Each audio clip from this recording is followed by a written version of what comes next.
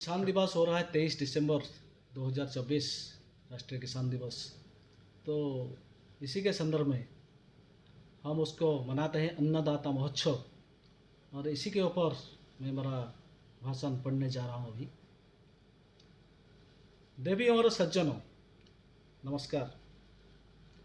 एक सुप्रसिद्ध उदाहरण है, मैं किसान को पसंद करता हूँ क्योंकि किसान पालन पोषण करता है, वो चीज़ों को बढ़ता हुआ दिखता है। इसलिए आज हम राष्ट्रीय किसान दिवस के शुभ अवसर पर एकत्रित है कि हम अपने राष्ट्र की रीढ़, बैकबोन, हमारे मेहनती किसानों, अन्नदाताओं का सम्मान करते हैं। सही ही कहा गया है कि खेतों से लेकर दावत तक किसान राष्ट्र की नींव है। अगर आपका पेट भरा है तो याद रखें, इसमें किसान का ही हाथ है।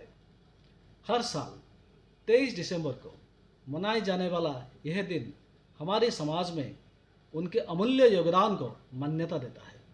भारतीय स्टेट बैंक, जो हर किसानों का भरोसेमंद भागीदार है, 16 दिसंबर 2024 से शुरू होने वाली एक सप्ताह की अन्नदाता महोत्सव के माध्यम से उनके साथ इस अवसर को मनाने पर गर्व करता है।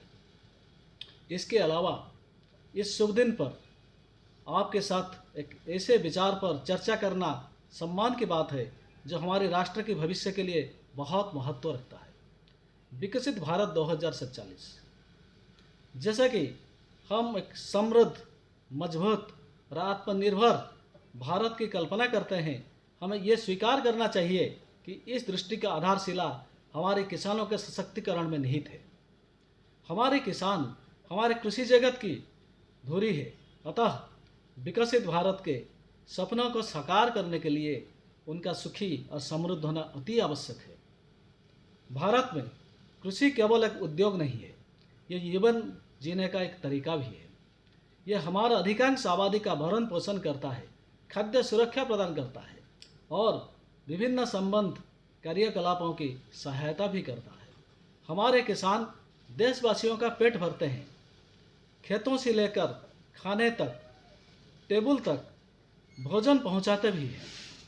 इतना ही नहीं, उनका योगदान खेती से कहीं आगे तक है। कपड़ा से लेकर फार्मास्यूटिकल्स, डायरी से लेकर पोल्ट्री तक और भी बहुत कुछ। जैसा कि हम एक विकसित भारत की दिशा में काम कर रहे हैं, यह अति आवश्यक है कि हम अपने किसान को इस विकास के केंद्र में रखें, क्योंकि एक समृद्ध राष्ट्र की शुरुआत सुखी संपन्न किसानों से ही होती है। विकसित भारत के विजन के हिस्से के रूप में हमारे किसान को न केवल खाद्य उत्पादकों के रूप में देखा जाना चाहिए, बल्कि उद्यमियों के रूप में भी देखा जाना चाहिए। उन्हें कृषि मूल्य श्रृंखला में एकीकृत करके उत्पादन से लेकर प्रसंस्करण, पैकेजिंग और मार्केटिंग तक हम उच्च आय और अधिक आर्थिक मजबूती प्रदान के अवसर पैदा कर सकते हैं। इस दिशा में भारत सरकार ने कृषि को आधुनिक बनाने के लिए महत्वपूर्ण कदम उठा रहे हैं।